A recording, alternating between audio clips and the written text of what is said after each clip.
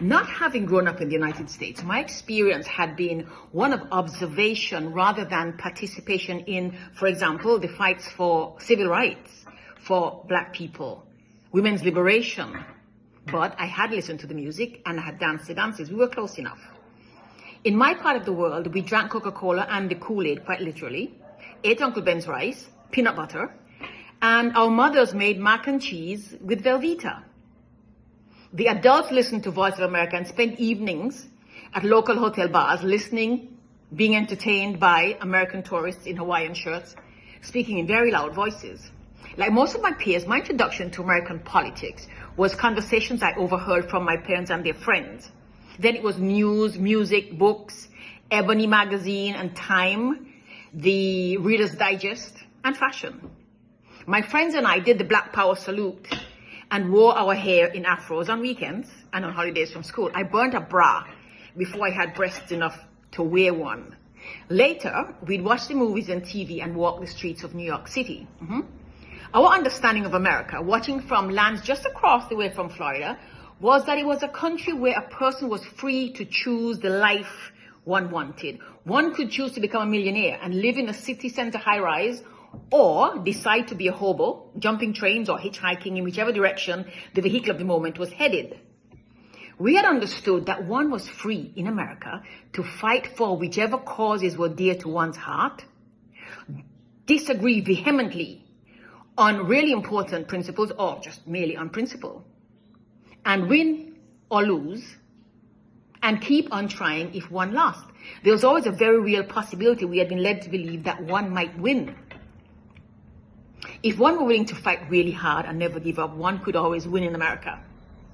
A publication named Grit sometimes made its way across the seas, and that word, grit, made quite an impression on our young minds. From our parents' conversations, we had always sensed something darker underlying all that wealth, optimism, and bluster, however, but it was very heavily outshone by the winning stories on Voice of America, the idealism in Grit, and the optimism in Ebony and Jet. While still very young, I particularly was drawn in by news reports of wars and national violence that seemed to me, even then, to be so peculiarly American.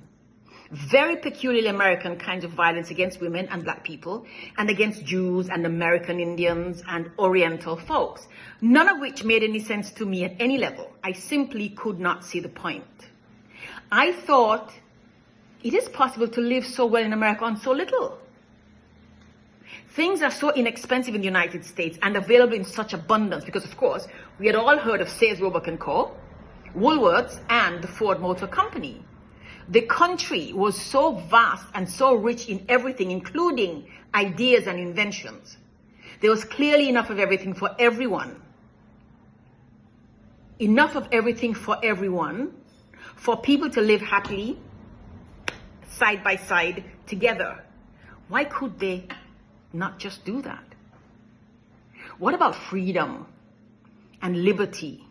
Related, but not exactly the same. What about equal opportunity and the inherent value of all human life? And human rights and democracy. Democracy, a la Americana, being all about rights and choice and freedom to exercise these, all of them. To exercise and to enjoy them. Today, decades later, I'm still asking these questions. More so today, in fact, than at any other time in the past. And no, I am not naive. I'm not being naive, of course not. And these are not rhetorical questions I quite literally do not understand.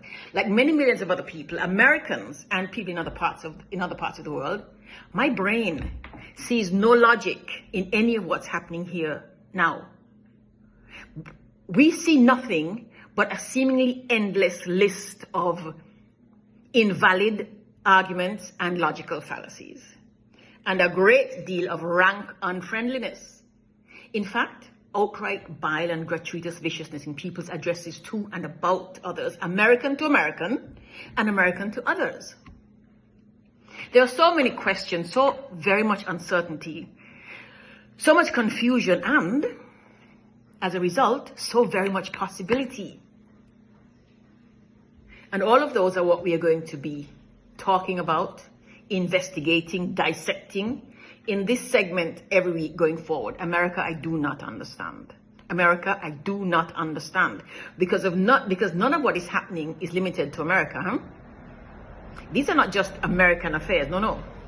Every aspect of this new dispensation in America, here in this country, is the business of the entire world, because America is working to change not just America, but the entire world. And those of us who have real deep connections, both in America and in other parts of the world, are not just watching.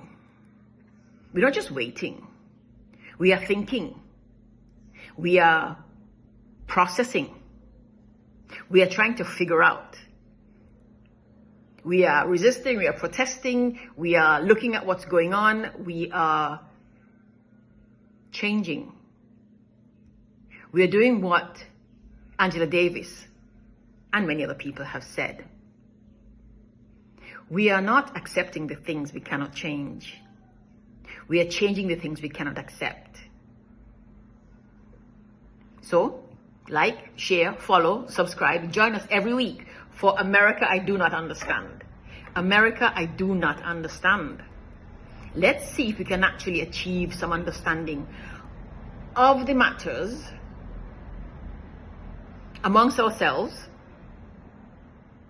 some understanding of our diversities of experience, belief, and expression, because the fate of America and the rest of the world rests on what we do, on how we